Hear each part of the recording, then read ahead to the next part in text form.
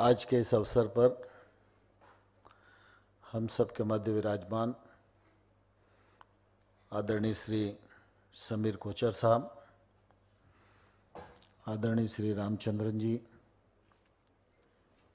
राज्यसभा की पूर्व सांसद और मध्य प्रदेश सरकार की महिला बाल विकास मंत्री आदरणीय श्रीमती माया सिंह जी, इस अवसर पर उपस्थित सभी सम्मानित महानुभाव, बहनों, समीर कोचर जी मेरे बहुत अच्छे मित्र हैं और उन्होंने मुझे आज इस कार्यक्रम में आने का निमंत्रण दिया था।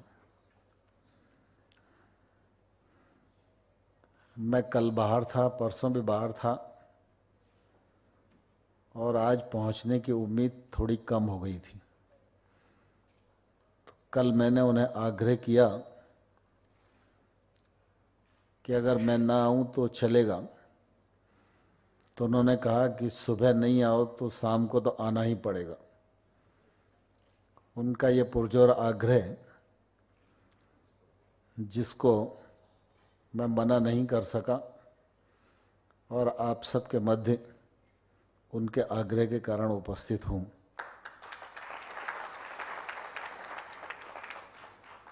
लेकिन यहां आकर आप सबके बीच अपने आप को पाकर निश्चित रूप से बहुत ही गौरवान्वित अनुभव कर रहा हूं।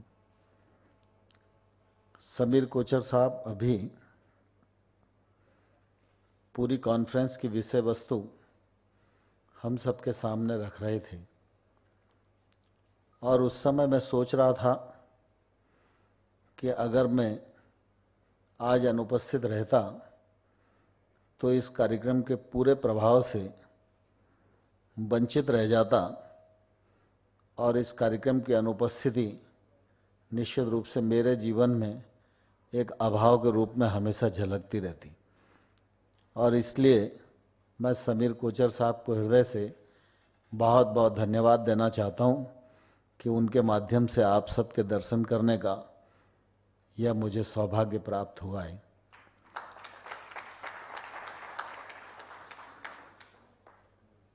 बहुत ही प्रसन्नता की बात है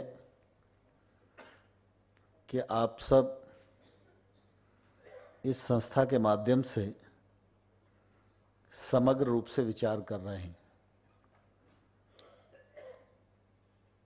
एक राजनीतिक दल के कार्यकर्ता और जनप्रतिनिधि के नाते मुझे अनेक कार्यक्रमों में जानने का अवसर मिलता है,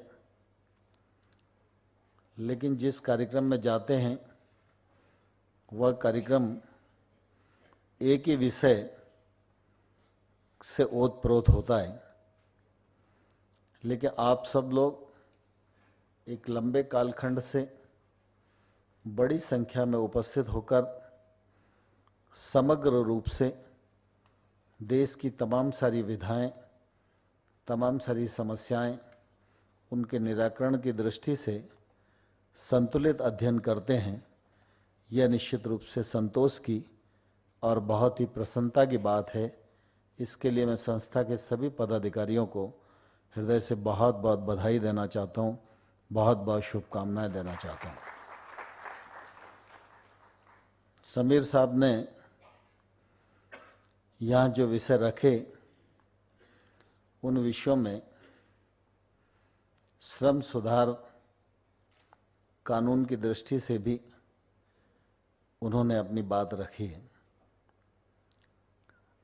और उन्होंने यह भी आशा व्यक्त की है कि जब वो आगे कुछ लिखेंगे तो श्रम कानूनों की सुधार की दृष्टि से लिखने का भी उन्हें अवसर प्राप्त होगा। नई सरकार बनने के पश्चात प्रधानमंत्री मोदी जी ने अपने संकल्प को इस 125 करोड़ की संख्या वाले देश के सामने रखा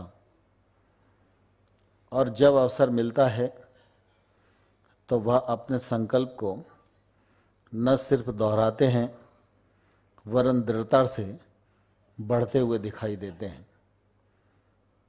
गरीबी, पीड़ा, पीड़ित मानवता यह निश्चित रूप से हमारे देश पर आज़ादी के 66 वर्षों बाद भी अभिशाप के रूप में खड़ी हैं। कितना भी सोचो कहीं ना कहीं अभाव दिखाई देता है। वो अभाव 66 वर्षों में हम क्यों नहीं पाट पाए, इस विषय के विस्तार में जाने की आवश्यकता नहीं है, क्योंकि समय बढ़ रहा है। गैप्स को पाटना है तो हमें पीछे की लकीर छोड़कर आगे ही बढ़ना होगा। और इसलिए मोदी जी ने तमाम सारी विषमताओं के बीच में आगे बढ़ने का दृढ़ संकल्प किया है। और 100 दिन अभी सरकार को पूरे हुए हैं, लेकिन 100 दिनों में देश में भी एक आशा का संचार हुआ है और दुनिया में भी भारत के प्रति एक नया दृष्टिकोण उत्पन्न हुआ है। मैं अभी ऑस्ट्रेलिया में था जब G20 देशों के एम्प्लॉयमेंट मिनिस्टर का सम्मेलन था। वहाँ सभी देशों के मिनिस्टर से भी मुलाकात हुई, अफसर से भी मुलाकात हुई। तो चर्चा के दौरान मोदी सरकार के बारे में जो भाव उनको व्यक्त करते देखा, निश्चित रूप से उसके कारण हमारा सिर गौरव से ऊंचा उठ जाता है। यह हम लोगों के लिए बहुत ही प्रसन्नता की बात है। अपेक्षा देश में भी बहुत है और अपेक्षा मोदी सरकार से दुनिया में भी बहुत है। इस अपेक्षा पर खरा उतरना यह समय की आवश्यकता भी है और समय की मांग भी है। आप सब बुद्धिजीवी हैं, अपनी अपनी विधाओं में पारंगत हैं। तमाम सारी विधाओं का अध्ययन करके उनके अवार्ड का चयन भी करते हैं। आप सबका दीर्घकालिक अनुभव है। आप सबका अनुभव जब सरकार के साथ जुड़ेगा तो ही मैं समझता हूँ सरकार जनता की अपेक्षा के अनुरूप परफॉर्म करने में सफल होगी। इसलिए इस अवसर पर मैं आप सब से भी सहयोग की अपेक्षा करता हूँ कि आप सबका सहयोग मिलेगा और निश्चित रूप से समस्याओं को निराकरण तक पहुँचाने में हम लोग सफल होंगे। जब हम केंद्र सरकार में बैठकर श्रम सुधार की दृष्टि से विचार करते हैं तो निश्चित रूप से सरकार में बैठे हुए लोगों की जवाबदारी बहुत बढ़ जाती है। मैं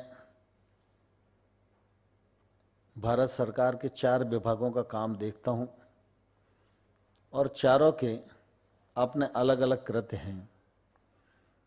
माइंस की अलग अपेक्षा है, इस्पात की अलग अपेक्षा है, श्रम की अलग अपेक्षा है और रोजगार से युवाओं की बड़ी अपेक्षा है। इन सब में समन्वय बनाना और इन सब को एक साथ ले जाना और रिफॉर्म करते हुए चलना, यह निश्चित रूप से एक कठिन काम है। लेकिन इस कठिन काम को भी मोदी जी के नेतृत्व में सफलतापूर्वक संपन्न करने की कोशिश की जा रही है। श्रम मंत्रालय से सामान्यतः देश के श्रमिकों को बड़ी अपेक्षा होती है। उस अपेक्षा को पूरी करना यह श्रम विभाग का निश्चित रूप से कर्तव्य भी है। लेकिन जब हम सरकार के रूप में विचार करते हैं तो हमको समग्र विचार करना आवश्यक है, समुच्च विचार करना आवश्यक है और संतुलित विचार करना आवश्यक है। मोदी जी के नेतृत्व में संचालित यह भारतीय जनता पार्टी की सरकार आज देश के सभी व्यवसायियों और सभी श्रमिकों के बीच में संतुलित ब्रिज के रूप में काम करना चाहती है। हमारी कोशिश है कि श्रमिकों का हित पूरी तरह सुरक्षित रहे, श्रमिकों के जीवन स्तर में बदलाव आवे, उनके हित लाभ उनको प्राप्त हों, उन्हें सामाजिक सुरक्षा पूरी तरह उपलब्ध हो सके, उनको स्वास्थ्य की सुरक्षा मिल सके, उनके बच्चों का जीवन भी अच्छा बन सके। लेकिन इसके साथ ही साथ भारत सरकार की यह भी जवाबदारी है कि जो औद्योगिक क्षेत्र में काम कर रहे हैं वह अपना कार्य भी सरलता से कर सकें, तरलता से कर सकें। उनके काम में आने वाली कठिनाइयां हैं, उन कठिनाइयों को सरकार भी समझे, उन कठिनाइयों को ट्रेड यूनियन भी समझे, तभी निश्चित रूप से वो ठीक प्रकार से काम कर सकेंगे। अगर विचार एक पक्षी होगा तो मैं समझता हूँ विभाग के साथ और पक्ष के साथ हम न्याय नहीं कर सकेंगे। इसलिए हम लोगों ने यह सुनिश्चित किया है कि एक तरफ औद्योगिक क्षेत्र को पूरी सरलता से काम करने की अवसर प्रदान किया जाए और दूसरी ओर मजदूर के हितों को सुरक्षित रखा जा सके। और इसके लिए श्रम कानूनों में सुधार की बात अनेक वर्षों से की जाती रही है। बहुत सारे सेमिनार भी इस पर हुए, बहुत सारे कमीशन भी बने, उनकी रिपोर्ट्स भी आई और औद्योगिक क्षेत्र के संगठन भी समय समय पर इस दिशा में अपनी बात कहते रहते हैं, ट्रेड यूनियंस भी अपनी अपनी बात कहते रहते हैं। लेकिन मुझे लगता है कि अब समय आ गया है जब श्रम कानूनों में सुधार अत्यंत आवश्यक है, क्योंकि हम सब भारतवर्ष के नागरिक हैं।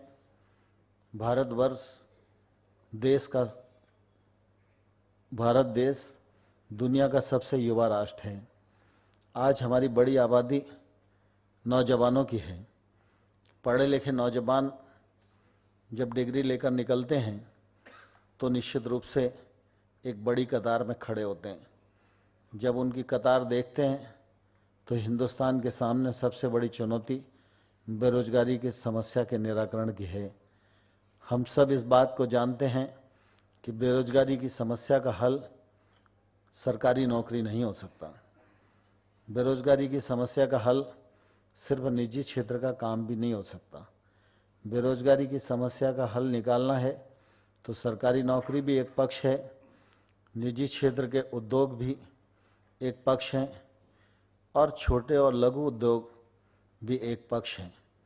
और साथ ही साथ हमको इस दिशा में भी काम करने की आवश्यकता है कि जो हमारे पढ़े लिखे उद्यमी हैं वो अपने हाथ में हुनर हासिल करें और अपना एक छोटा उद्योग स्थापित करें जिसमें वो और 5 लोगों को रोजगार देने की क्षमता अपने भीतर उत्पन्न कर सकें। और इस दृष्टि से सरकार ने कदम बढ़ाए हैं।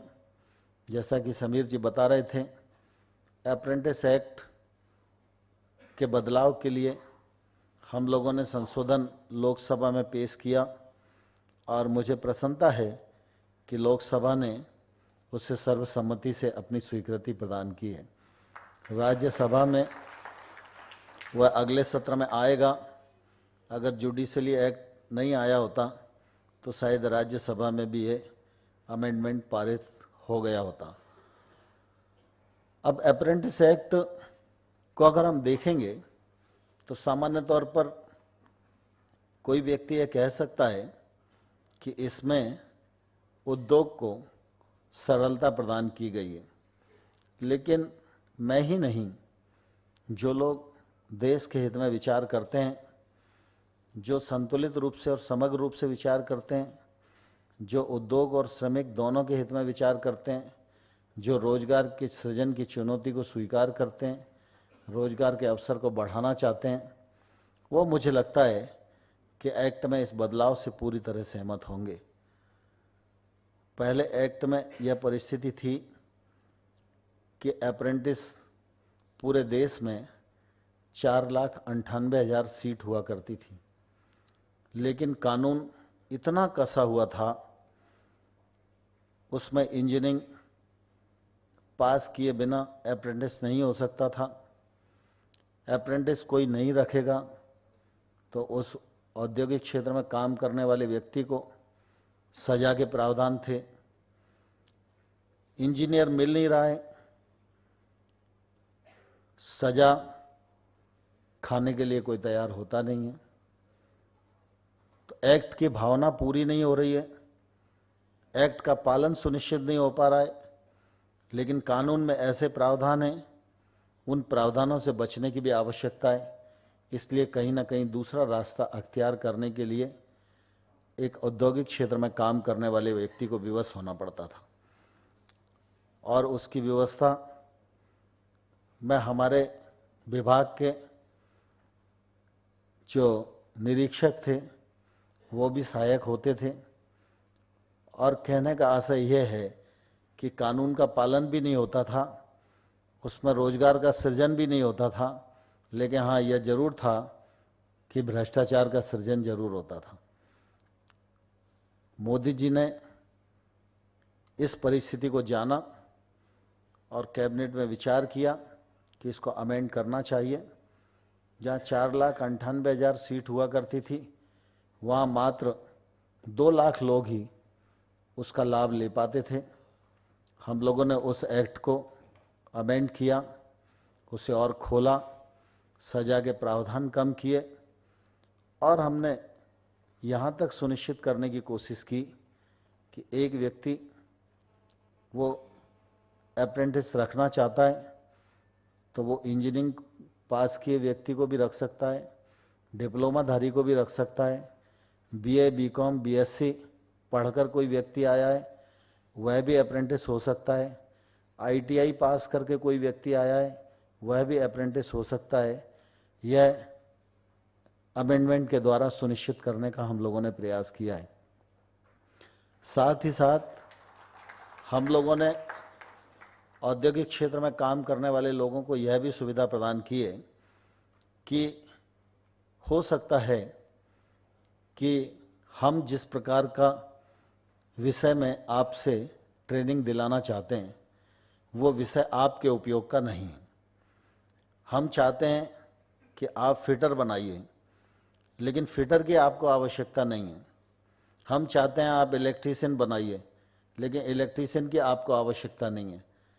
तो हमने यह भी प्रावधान किया है कि उद्योग चलाने वाले व्यक्ति को जिस ट्रेड की आवश्यकता है वह ट्रेड स्वयं भी सुनिश्चित कर सकता है और स्वयं सुनिश्चित करके ऑनलाइन केंद्रीय श्रम मंत्रालय को वो रिपोर्ट कर सकता है और कह सकता है मैं इस ट्रेड में अपने यहाँ 10 अप्रेंटिस को ट्रेनिंग देना चाहता हूँ और इन 10 लोगों को मैं अपने ही कारखाने में रोजगार दूंगा।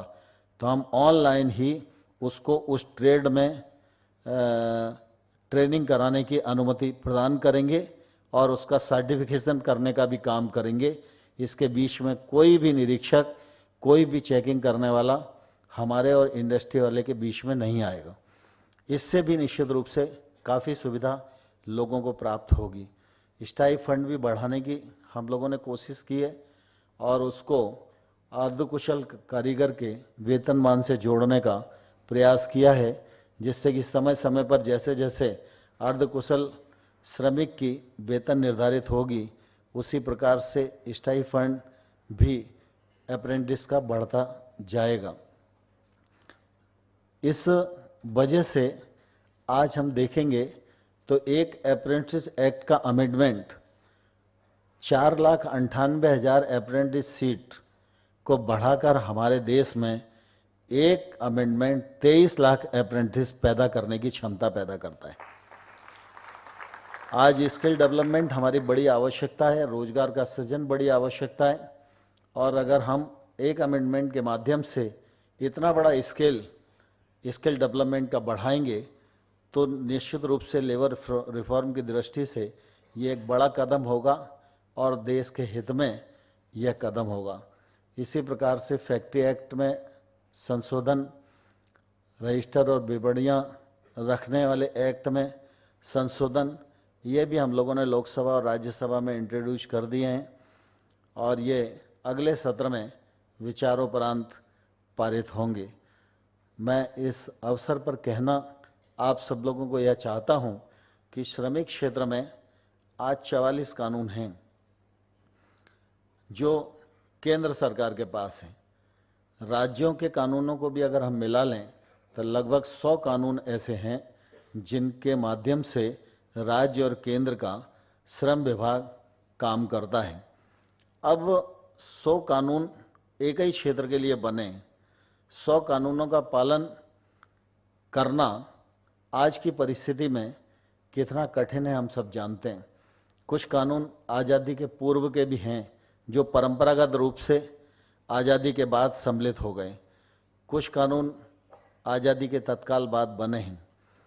अब उस समय जो कानून बना था वो ज़रूरी नहीं है कि आज की परिस्थितियों में प्रासंगिक रह गया हो, और इसलिए हम लोगों ने यह भी सुनिश्चित किया है कि जो कानून रोजगार सृजन में बाधक है, जो कानून श्रमिकों के हित साधन में बाधक है और जो कानून नियोक्ता को अपना काम करने में बाधा उत्पन्न करता है, ऐसे तमाम सारे कानूनों का सरलीकरण करने के लिए पुनर्विचार किया जाए और एक व्यापक रिफॉर्म करके श्रमिकों के हितों को भी हम सुरक्षित करें और साथ ही साथ रोजगार का सृजन करने में भी हम कामयाबी हासिल करें और नियोक्ताओं को भी सुविधा और सम्मान की दृष्टि से हम लोग आगे बढ़ने की दिशा में प्रवर्तित कर सकें। इस दृष्टि से नई सरकार ने काम करना प्रारंभ किया है और मुझे पूरा विश्वास है कि जिस दिशा में हम लोग आगे बढ़ रहे हैं सभी का सहयोग हमको प्राप्त हो रहा है और इस दिशा में हम लोग निश्चित रूप से सफलता प्राप्त करने में सफल होंगे। आज जो परिस्थितियां हम सब लोगों के सामने हैं उन परिस्थितियों में निश्चित रूप से रोजगार सृजन करना सबसे बड़ी चुनौती है। रोजगार सृजन का जो विषय है वो इतना व्यापक है, उसमें सब लोगों को साथ मिलकर काम करने की आवश्यकता है। इसलिए मैं इस अवसर पर आप सब लोगों को भी अनुरोध करना चाहता हूं कि जब भी आपकी कॉन्फ्रेंस हो, जबकि नियोक्ता संगठनों के साथ आपका बैठना हो, विचार विमर्श हो, तो एक अपील नियोक्ताओं को भी सार्वजनिक रूप से की जानी चाहिए। सामान्यतः जब कोई भी नियोक्ता अपना व्यवसाय खड़ा करता है तो व्यवसाय में प्रॉफिट का अपना महत्व होता है। प्रॉफिट नहीं होगा तो कोई भी उद्योगपति अपना व्यवसाय आरंभ करेगा ही नहीं। लेकिन मैं समझता हूं कि वर्तमान समय की आवश्यकता और वर्तमान देश की आवश्यकता, इसके प्रति भी हमारी जवाबदारी है। इसलिए जितनी जवाबदेही हमारे व्यवसाय में हमारे प्रॉफिट की है, उससे 1% जवाबदारी अगर हम अपने व्यवसाय में रोजगार सृजन की भी रखेंगे तो मैं समझता हूँ प्रॉफिट भी होगा, रोजगार सृजन भी होगा और इस देश को उन्नति के रास्ते पर बढ़ाने में हम सबका योगदान होगा। इस दृष्टि से हम सब लोग आगे बढ़ें, ऐसा मैं इस अवसर पर आप सबको प्रार्थना करना चाहता हूँ। आप सबके इस पवित्र उद्देश्य के प्रति अपनी बहुत बहुत शुभकामनाएं, बहुत बहुत बधाइयाँ अर्पित करता हूँ। जय भारत।